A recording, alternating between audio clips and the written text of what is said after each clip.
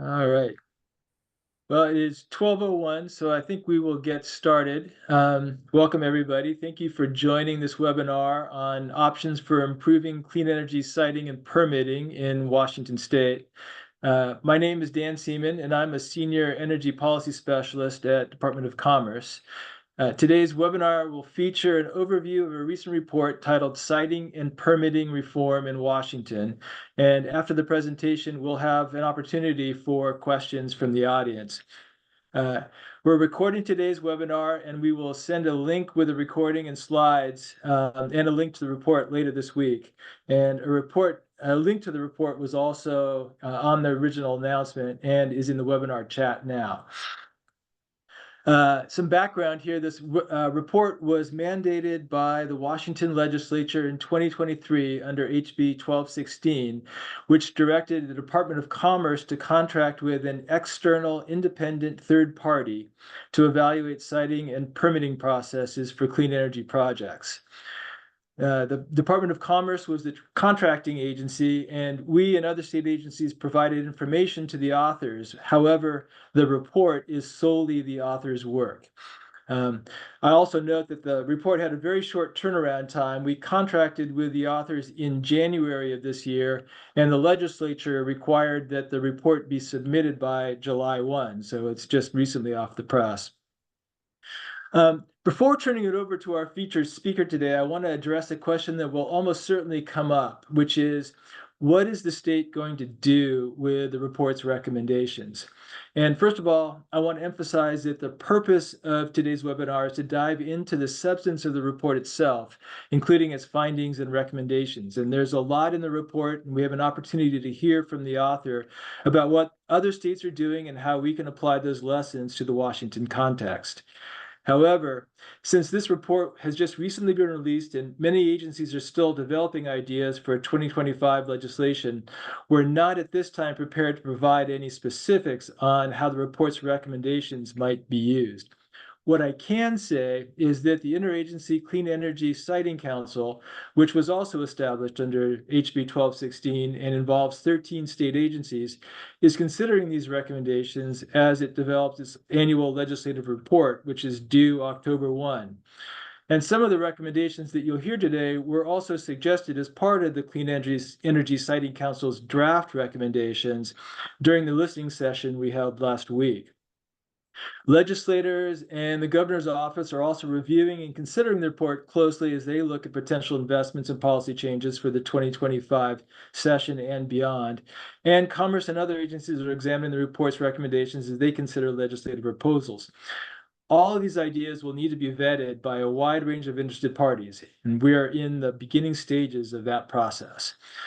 And now I want to introduce our presenter. Eric Christensen is a principal at Beveridge and Diamond PC, a national environmental law firm. Beveridge and Diamond was selected as the best candidate to undertake this project based on their proposal and their national and international experience in permitting energy and other environmental projects. And Eric and his colleagues led the analysis and produced the report. And so, Eric, I want to turn it over to you. I'll stop sharing my screen if I can figure out how. All right. Hey, thank you, Dan. And I will share and my let you screen. share. Yeah, go for it. So is everybody seeing my presentation? Yes. All right. So thank you for the nice introduction, Dan. And I want to emphasize that this was a collaborative project by a number of us here at Beveridge and Diamond. And the primary authors are given credit on the cover sheet of the report. What I have for you here is a sort of 30,000-foot overview of what we included in the report and kind of the objectives and the methodology for the report. So I will just run through it now. So the report methodology, well, one thing I should make clear is that we started, kind of the starting point was the Clean Energy Facilities Siting Report that was done by the Department of Commerce, Department of Ecology in 2022 in collaboration with a wide variety of interests from across the state. that produced a kind of lengthy list of proposed reforms. That was where we started. And then we reached out to my colleagues here at Beveridge and Diamond, who, as Dan indicated, have experience with permitting projects in many states across the country and in foreign countries, sort of get a sense from them of what works, what doesn't work. We did an extensive review of laws from other states and jurisdictions, primarily focusing on states that have similar or have decarbonization goals that are similar to those that have been adopted in Washington over the last few years. We reviewed a whole lot of studies and reports from all across the ideological spectrum. I should note that just in the last few days, a couple of additional reports along the same lines have been issued by, for example, a trade group called Americans for Clean Energy, which has recommendations that are actually pretty similar to what is in our reports. Finally, we conducted interviews with a number of people, again, trying to cover a broad ideological spectrum, that have been involved in the permitting process in one way or another. We Eric? yes. Sorry to interrupt. Two things. One, your audio is a little bit fuzzy, and some folks are expressing difficulty hearing you. And then the second is that we're seeing we're not seeing the presentation view. We're seeing a kind of next slide, current slide and next slide view. Okay. So if you go up to display settings and swap presenter and slideshow, I think that'll do it. There you go. That worked. Yeah. Yeah. See the right thing? Okay. And I'll try to get a little closer to my microphone here. So yeah, so that's kind of the basic methodology, just and frankly, freely adopting ideas that we thought were good from whoever we could glean them from. So the basic problem is that we identified is that we've adopted legislation here in Washington that requires a very rapid build out of renewable energy and other infrastructure like electric transmission and factories to build clean energy products and so on.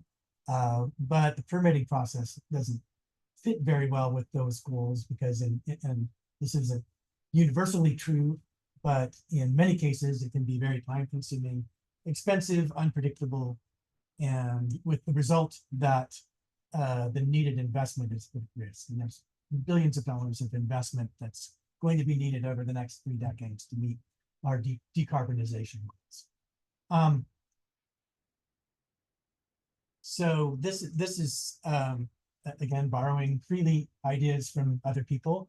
This is kind of describing what we are trying to accomplish from the Bipartisan Policy Center report, trying to reach what they call the Goldilocks zone of creating a permitting process that doesn't unnecessarily stand in the way of development of these kinds of new resources that we need to reach decarbonization goals, but at the same time doesn't sacrifice needed environmental protections.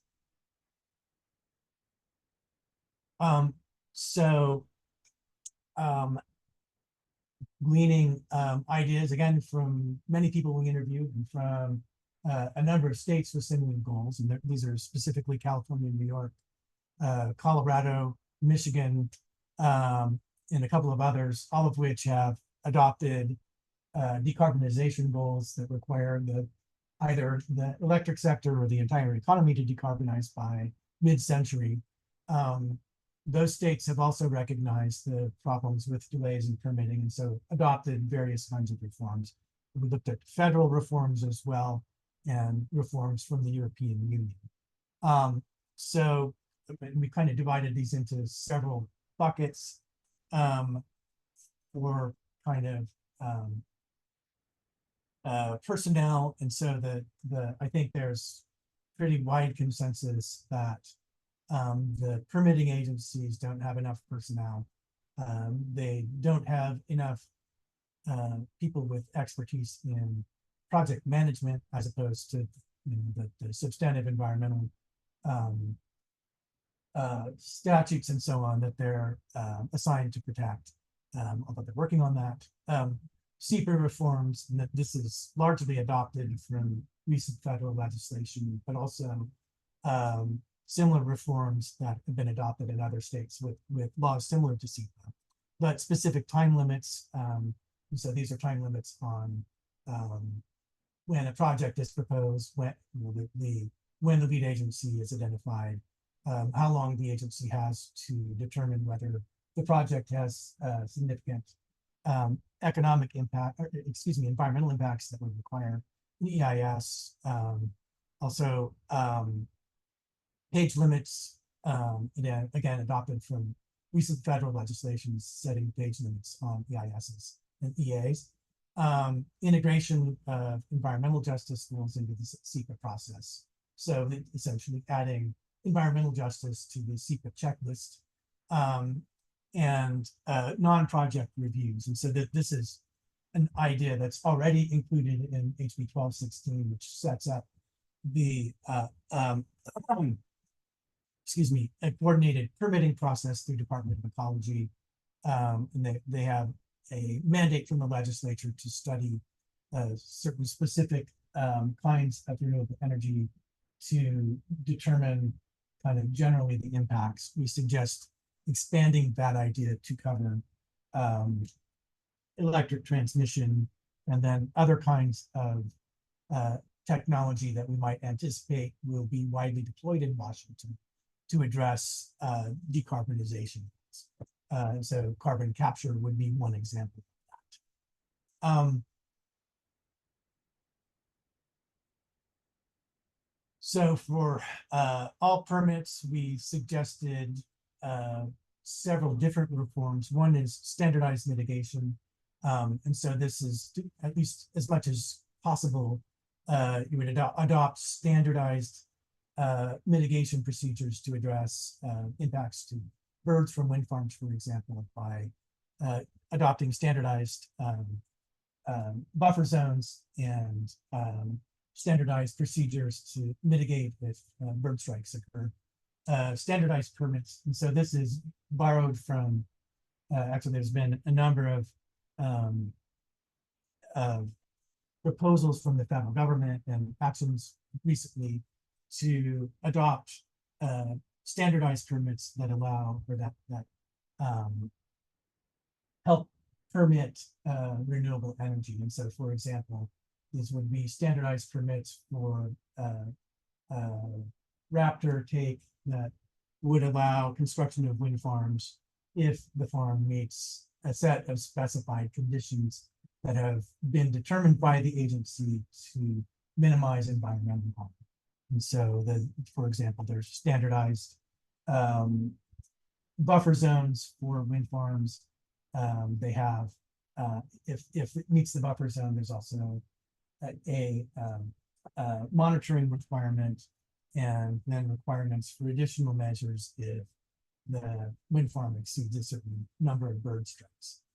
Similarly, standardized permits for different so advanced transmission infrastructure, for example, as long as the replacement infrastructure doesn't impact impacts a limited area along an established transmission right-of-way, then there's a proposed standardized permit from that for the federal government. And we suggest adopting that as a model for similar questions here in Washington. Expanding categorical exclusions. So this categorical exclusions are under the federal NEPA statute. This is NEPA speak for actions by the federal government that are not anticipated to have major environmental impacts. Again, the federal government has proposed recently a number of categorical exclusions that would that are aimed at facilitating renewable energy development. And we suggest that Washington follows suit with similar categorical exclusions under the SEPA statute. And then finally, Yeah. survey protocols. And so this is one criticism we heard from developers and from permitting specialists is that it's hard to know exactly what you need to do to survey for various environmental or cultural resources. So having clear expectations up front about what's expected, and if you do this, that the survey will be accepted, and you won't have to go out and keep resurveying to try to find new information. Another important measure that Correct. reduce, yes. We're still getting sort of observations that it's difficult to understand your words, that the audio is not coming through clearly. I'm wondering if there's a way to improve that.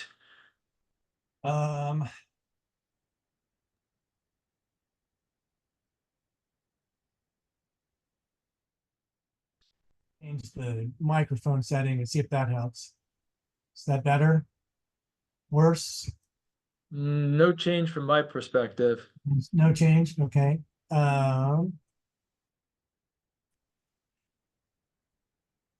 Is that any better?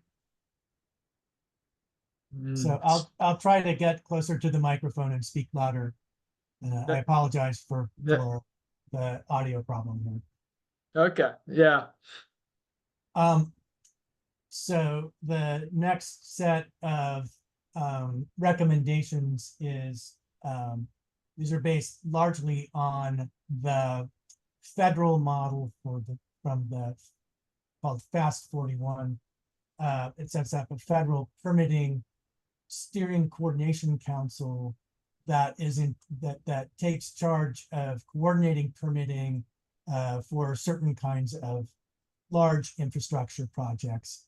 This is coordination of the federal agencies that would be involved. And it involves a permitting dashboard, which is you can go to the Federal Permitting Oversight Council, look at their dashboard. It tells you how long a permit has been in process. It also tells you the timelines that have been agreed to by the federal permitting agencies, whether they're meeting those timelines, and so on. It also provides the project management function. And so this is to coordinate the actions among the different federal agencies to avoid undue delays, to make sure that surveys are properly coordinated, and so on. We also recommend what we call an information clearinghouse. And so this is to address one of the concerns that we consistently heard from, particularly where tribes and local governments are involved, and they're encountering new technology that they're not familiar with.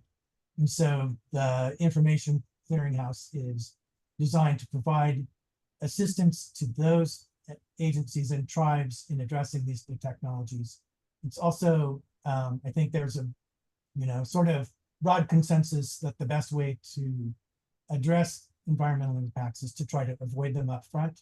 And so we suggest a number of functions along those lines. And so it would be a mapping function that a project developer could use to try to identify areas that are unlikely or the least likely to have conflicts with environmental or cultural resources.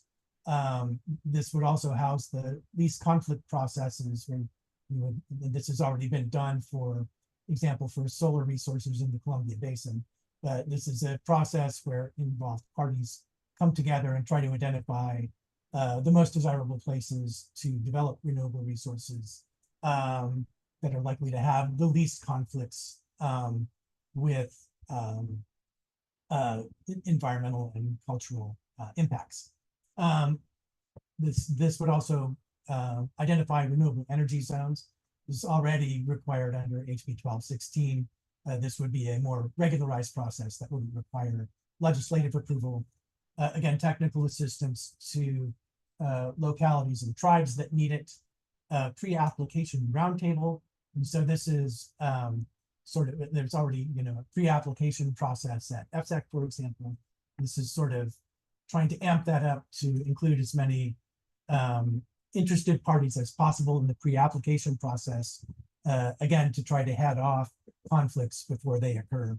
And then for environmental justice communities, the clearinghouse would develop standardized community impact agreements and labor agreements to try to address the concerns that we have for underserved communities, communities of color, and so on. So then we had a set of specific recommendations for FSEC. The first one is a clear legal standard. So this is borrowing from the models that were adopted recently in Michigan and New York State, particularly, but in other states as well. And so the basic idea here is that under the current law, the FSEC just is charged with balancing development with environmental protection and resource protection. There's very little guidance as to what that means. And so we've proposed a legal standard to be adopted by the legislature that would lay out, I think, 7 or 8 specific parameters that a project developer would have to meet. And the idea is to lay down a clear standard so that if the project developer meets those standards, has assurance that its project will be approved. If it doesn't meet those standards, then it won't be approved. Independent decision makers. And so the FSEC as currently constructed is operates as a confederation of different agencies, which all have their own missions. So we think, again, borrowing from models from other states, that the agencies should, of course, participate in the process, but there should be an independent decision maker in FSEC that is charged with weighing whether the developers have met the legal standard that we've laid out, taking into account input from the agencies, from the developer, and from other interested parties. We recommend technology-specific standards, and so this is, you know, if you're proposing a solar utility-scale solar project, for example, the FSEC would adopt specific parameters that the project would have to meet. If it meets those parameters, it would be approved. If it doesn't, it wouldn't be approved. And then mediation processes to try to ease the conflict resolution process and avoid formal decision or excuse me, formal quasi litigation processes before this. For local permitting, this is largely built on legislation from Illinois, but also there's similar legislation in a couple of other states. New York and Michigan also have legislation that has sort of similar requirements. So the proposed solutions for local permitting are capacity building and information already referenced.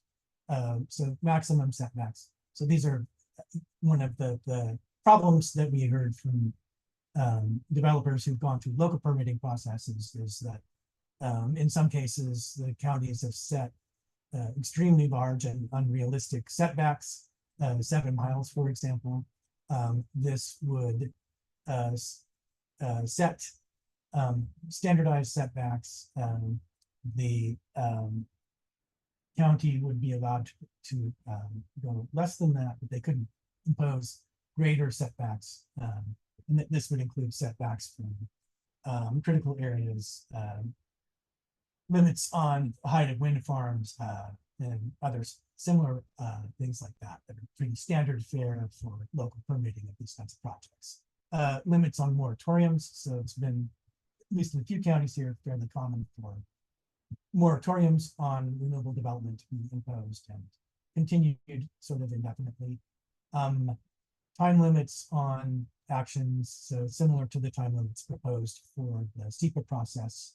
And then limitations on local access for transmission corridors that are identified by the state government. And so these are transmission corridors identified based on the need to connect renewable energy zones, that is areas with high potential for renewable development, with load centers primarily on the west side.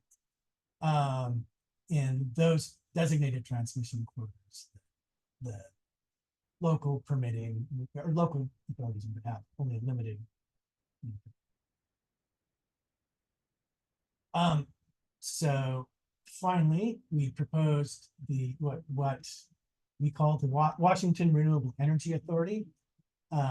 This is based on a model adopted in Arizona, Wyoming, and Colorado of all within the last 20 years or so, adopted or created energy authorities that have particularly involved in transmission, but also in renewable energy development and other aspects of what we're concerned about. So we recommend a renewable energy authority for Washington that would have several missions or duties. One is transmission planning and coordination. And so this would be coordination with the federal government and with other states to ensure that where, for example, if the federal government designates a high priority transmission corridor, that the state is coordinating with the federal government and with other states involved in the process to make sure that everything links up and that we're not standing in the way of what those other governments are trying to achieve. And I think there's obviously importance for transmission here, because I think in the end we're going to have to depend heavily on, for example, wind power from Montana and Wyoming, solar power from the Southwest to really meet our renewable energy, particularly in light of electrification of transportation and electrification of buildings, which seems to be the recommended solution to reduce the carbon footprints in those sectors. The second duty of the Renewable Energy Authority would be to designate transmission corridors. I described those a bit earlier, but the idea is to identify areas where transmission can be built to link desirable renewable resources with load centers. Hopefully, well, at least as much as possible, avoiding sensitive areas, protected lands, and so on. Similarly, it will be charged with identifying renewable energy zones, that is, areas with high potential for developing renewable energy, hopefully low potential for conflict with environmental and other concerns. And then a build-ready renewables process. And this is based on a model adopted recently in the state of New York. They have a body similar to this that goes out and obtains the permits for renewable energy facilities. And then when the permits, it's basically when the project is shovel ready, they sell the permits to a developer, and the developer does the action. In New York, that agency focuses on brownfields. We suggest a somewhat expanded role here, so focusing on not just brownfields, but on, for example, degraded agricultural lands or degraded sage steppe habitat, for example. Like the New York example, the build-ready process with this agency would obtain all the necessary permits to construct renewable energy project or transmission, and then auction it to developers. So that is a very high level overview of what's in the report. I invite you to read the whole thing.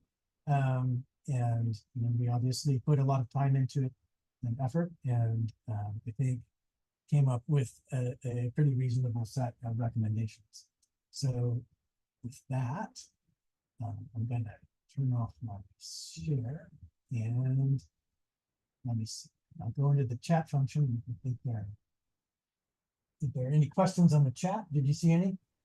Yeah, thank you, Eric. That was wonderful. And I'm hopeful that everybody was able to hear well. I know there were some concerns with the audio. So the first question comes from Kate Bruns of Renewable Northwest, who says, "Thank you for presenting this wealth of information, Eric.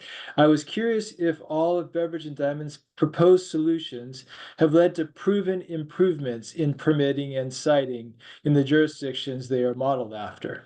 And before you answer that, I just want to invite others to type questions into the chat, and we can get a Q&A going here. We've got about 30 minutes for this. Yeah, and so, yeah, Kate, that's a really good question. We tried to find any indication about how effective these changes in the other jurisdictions have been. Most of these are quite new, and so there's really no or very little track record. We did, and it's reported, it's in the report, I think in the section on New York State, but there's at least some preliminary indication that the Build Ready program that we recommend has been effective there. There's also at least some indication that the kind of proposals to expedite permitting and so on have been effective. Some of it is anecdotal evidence. There are some studies as well that suggest that it's been effective. But frankly, that the available studies aren't all that satisfactory, and so it's I think a good question, and I mean, really, it's an open question for the legislature's already adopted many of these reforms, at least in limited capacities, and it's still early days to judge the consolidated permitting process, for example. Really new, and I'm not even sure if anybody's actually tried to use the consolidated permitting process. Has a lot of good ideas, but really too early to say whether it will be effective. Kate, do you want to follow up in any way? Hi, Eric. No, that's a helpful answer. And my assumption was that there wasn't maybe like studies that had been done to show the proven effectiveness of some of these. I guess I ask because some of the proposed solutions, and I apologize that I haven't read the report in depth yet, but some of them are things that we have tried in Washington that have had kind of, I would say, mixed results. We conducted a least conflict solar process in Washington, as I'm sure you did a lot of research on, and it identified a very small amount of area for clean energy, and also like tribes were not kind of actively participating in that process for cultural resources. So yeah, I guess I'm just I hope we can get research at some point in the future that kind of indicates which of these are having a lot of proven success. But thanks so much for answering my question. Yeah, and I guess that the these conflict process, the fact that we were only able to identify a relatively small area of land where there wouldn't be conflicts suggests that probably will be conflicts going forward, and we need to figure out handle those in the permitting process in a way that protects our environmental resources, but at the same time doesn't create undue delays and discourage investment in these needed resources.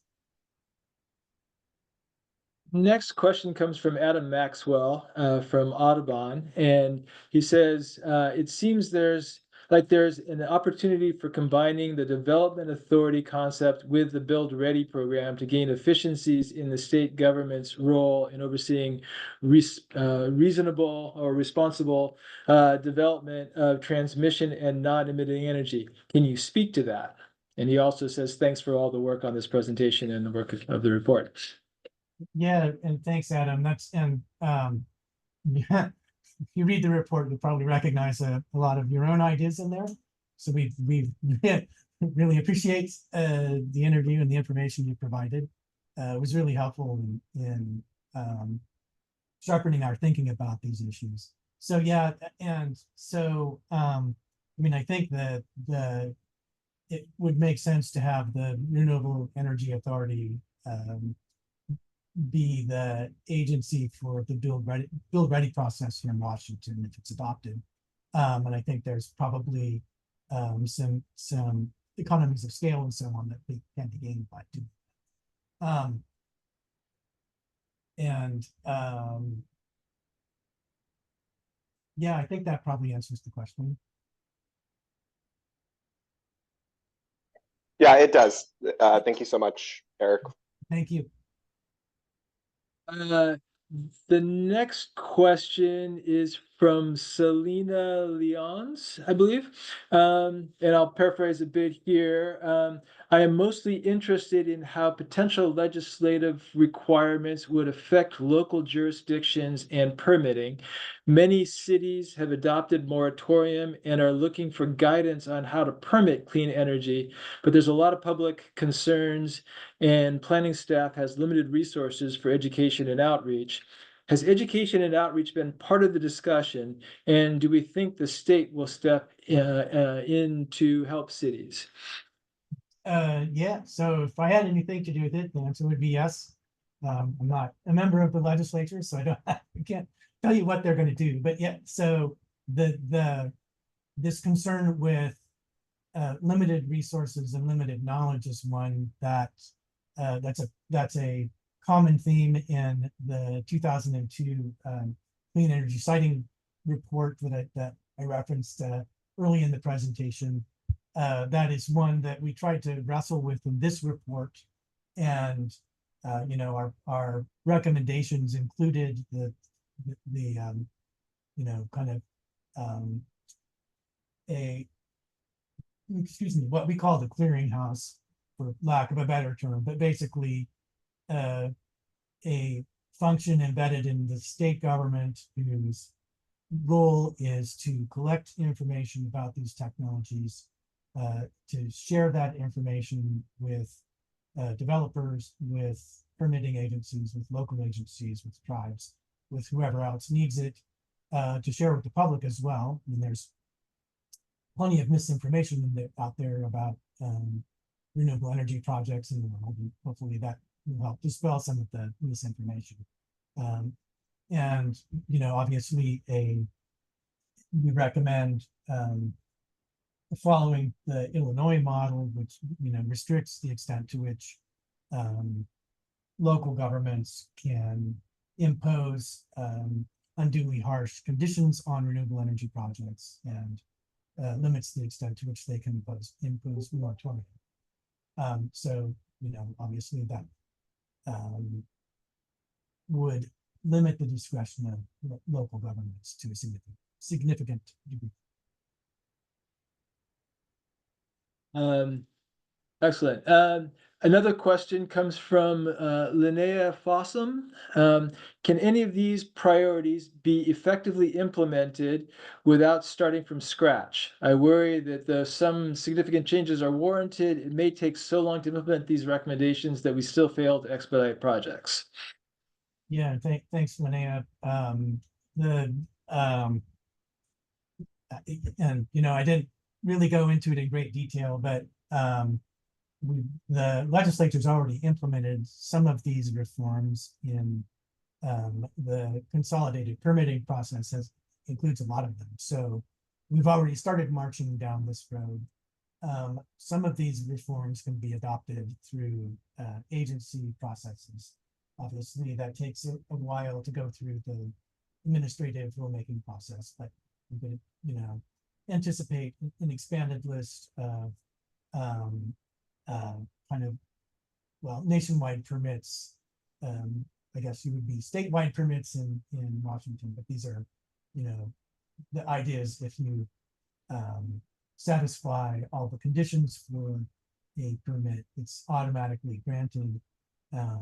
This is how the Corps of Engineers handles wetlands permitting, for example. You could similarly imagine expanded list of categorical exclusions that could be adopted in that way in relatively short time. Obviously, legislation will take a while to adopt and then implement, so it's easy to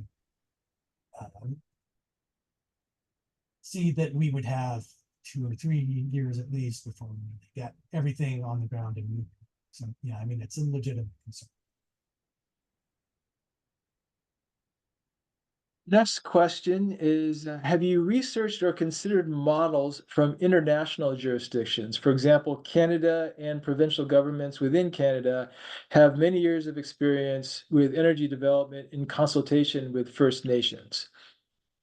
So we did consider the primary international example we used is the and I'm forgetting exactly what it's called, but it's the renewable energy zones as they are carried out in the European Union. And essentially this is a mandate from the European Union for each country to identify areas with high renewable energy potential and to try to expedite permitting of renewable projects in those zones. So we looked a little bit at Canada, not a lot, and recognizing that Canada has done a lot of work with the First Nations, but the relationship between the government and the First Nations there is so different than it is here. I'm not sure that maybe they would work, I don't know, but in my experience, the First Nations in Canada have a much different relationship with the government. That experience in Canada would translate to handling the tribes here in Washington. Working with the tribes, I shouldn't say. All right, our next question is, can you say more about what kinds of categorical exclusions we might adopt related to environmental concerns for renewable energy or transmission development? Yeah, so the federal proposals that are, and I think they're still proposals that are referenced in the report, go into that in some detail, but it's essentially if you install, for example, there's new technology that allows the energy dispatcher to basically monitor from moment to moment the load on a line and the temperature of the line, which are the big concerns, and the categorical exclusions to use that kind of technology, or to allow that kind of technology to be installed on transmission, as long as the installation doesn't disturb more than a specific limited area. That's one example. Similar examples are it's more like a nationwide permit, not a categorical exclusion. But I referenced the ones that U.S. Fish and Wildlife Service recently proposed under the for protection of raptors under the federal laws. It's the Golden Eagle Protection Act, Migratory Bird Treaty Act. All right. Next question. In your report, how did B&D explore and document potential unintended consequences of each recommendation? I'm thinking specifically about decreasing opportunities and time for tribes to be consulted and for overburdened communities to be engaged, but there may be other unintended consequences as well. Yeah, well, I suppose there's always unintended consequences of any legislation. We tried to anticipate the unintended consequences as much as possible, and so for going to the opportunities for tribes and overburdened communities, You know, we propose the clearinghouse function to assist tribes and urban communities in addressing the permitting issues that would arise, but also to help them develop community benefits agreements and labor agreements that would allow those communities to benefit from these kinds of developments.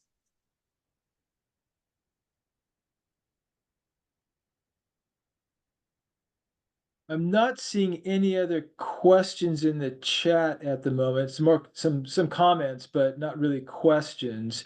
Let me ask a question in the hopes that others will add more questions in, which is, in your review of state efforts and even internationally, which states do you feel like are doing the best job that would be sort of most applicable for the Washington context? And are there any states that you feel like tried something that really failed that we should really learn from and avoid? Yeah, so yeah, I'm not sure that I would pick out a particular state as the model we should follow. But we've kind of tried to look at reforms adopted in states with similar decarbonization goals that were aimed at reducing permitting barriers for clean economy type resources. And so I think that kind of the probably best examples are California, Michigan, New York, and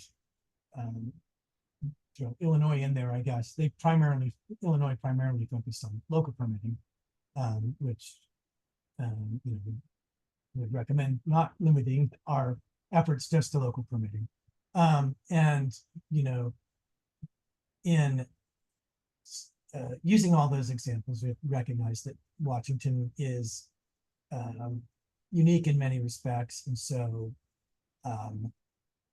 in adopting those examples, we need to be careful about making sure that they fit with the context here in Washington. And so, like the Build Ready program from New York, I think is a sound idea, but would have to be treated differently here because we have, a smaller stock of brownfields and a larger stock of, farmlands, for example, with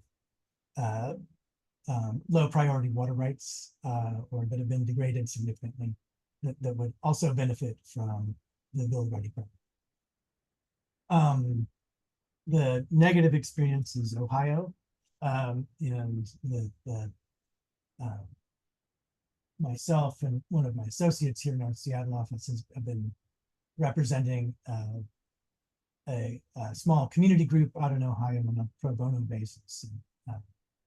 The solar permitting process, and kind of, I guess, our experience from Ohio is that the legislature basically stripped the equivalent of FSEC there, the Ohio Power Siting of authority to override local jurisdictions, but only for renewable energy, not for natural gas pipelines or oil infrastructure, and allowed basically local jurisdictions to veto establish zones where no renewable energy would be permitted. That those zones of a number of counties have adopted their entire county as a zone, and others have put significant areas off limits. The result has been basically a crash in the number of renewable energy projects that are proposed in Ohio. And that's the details are in Ohio. Is definitely a counterexample, and I think it's reflects a broad concern that kind of local opposition has risen up to many of these projects with a serious barrier to renewable energy in many parts of Thank you. Next question, can you speak to the concept of standardizing community benefit agreements and why Beveridge and Diamond recommends that? Does that mean standardizing the components of a CBA or requiring CBAs universally or both? So this is based largely on my own experience in trying to develop community benefit agreements for some of our clients in it happen to be in other states, not Washington, but it's very little to go on out there. And so the idea is to have at least like a form agreements that can be the starting place for negotiation between project developers and communities where the projects are developed. We also include in the standardized language for FSEC a requirement that, and I'm forgetting exactly how we worded it, but basically that there has to be a significant benefit for the local community as one of the conditions for approval. So the I guess it's sort of developing form agreements that can be the starting point for negotiation. Would be like standard, you provide, you know, X amount of money for parks or whatever, but more like here's a place to start to develop, and then you would develop it based on concerns that are expressed by the community and in contacts with local representatives, with local non-government organizations. Great. That is the last question we have at the moment. Is there anybody else who would like to pose a question, either via chat or verbally? If verbally, feel free to raise your hand. Don? Hey, Go Dan. ahead. Yeah, hi, Don Vivian here for Yakima Nation. And I took note of one of your comments that the FSEC should be independent decision makers. How would you suggest that to occur? And what type of independence are you referring to? So And I just would like to ask that you speak up throughout the sentence, because there's a tendency in my end to hear the end of the sentence, not be able to hear the end of the sentence. okay, so Thank the mechanism we recommend is a 3-person body. This is based on the Pollution Control Hearings Board. There are 3 individuals who are appointed by the governor and approved by the Senate with, in this case, they would have experience in renewable energy development, permitting and related disciplines. They would be the decision makers. They would be independent of the agencies who are making recommendations, but also independent of the project developers, and therefore would base their recommendations for project approval based on their independent judgment about whether the project meets the goals that are stated in the legislation. Thank you. Adam? Yeah, thanks, Dan.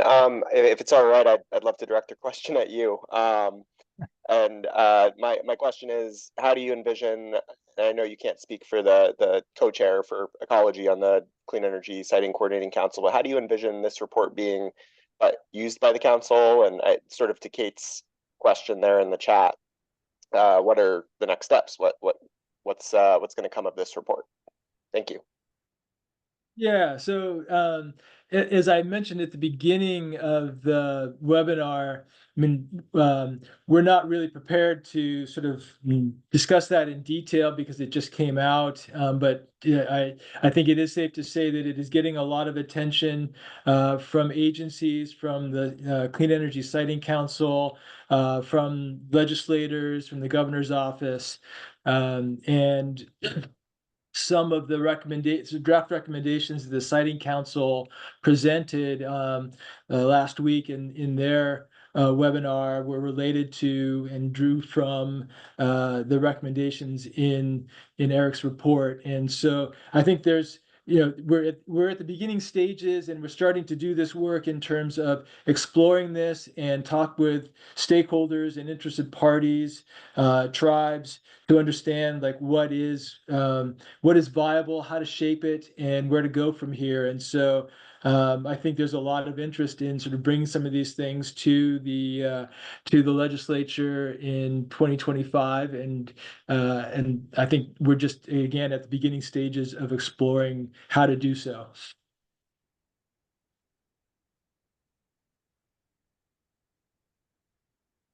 So let's see. Another question that has come in, and I think I might make this the last question since we're nearly out of time here. Can you comment on projects setting up a community benefits fund for the local jurisdictions that would allow communities to decide how those funds would be used?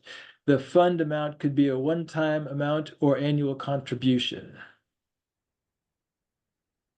Yeah, in my experience, these community benefits agreements are kind of negotiated based on what the perceived needs of the community are, and so on. So I think if the project developer is comfortable with that kind of a construct, I don't see any objection in principle. In my experience, it's more common to, well, for example, the project that we're working on in Ohio provided funding for the local football field, for local parks, and for vocational training at the local community college. And so that, the needs that a community perceived are going to be different from community to community, and how the project developer responds to those are going to be different as well. But I think it's, one way or the other, broadly recognized now that at least the developers of major projects are going to be expected to provide these kinds of benefits to the community. Excellent. All right. We have one more question, and I think we have just enough time for it. Have you thought about the prioritization of legislative actions recommended in this report and how things would need to be sequenced, i.e., what should come first or soonest? Yeah, short answer is no. So at one point we tried to organize this by what requires legislation, what could be done through administrative action. That was really confusing. So we kind of organized it by concept. And some of the concepts would require legislation, some would not. And so it's everything from, you require full-on legislation to get the Renewable Energy Authority, obviously, all the way down to, like some of the recommendations for SAC could just be done as a matter of agency practice. I don't think there would even need to be a formal rulemaking to increase the use of mediation. So it runs the gamut, I guess. Right. All right. Well, I want to wrap this up. I want to say thank you to everybody who participated, who asked questions, who was joined us for listening to this. And Eric, I especially want to thank you and your team for putting together a very substantive report, a lot to chew on. And I can promise you that many of us are chewing on it. So really appreciate the presentation today, your willingness to engage with all these questions, and I suspect more conversations will come forward. So thank you. Yeah, and if anybody has questions that occur to them after this meeting, please reach out to me. I'm happy to answer what I can. Thank you. And so just a reminder that we'll be sending out a link to the recording, to the slides, and to the report, which is also, there's a link in the chat at the top of the top of the chat, and also in the original announcement invitation for this webinar. So hope you all read it and help us think it through. Thank you very much. And thanks, everyone.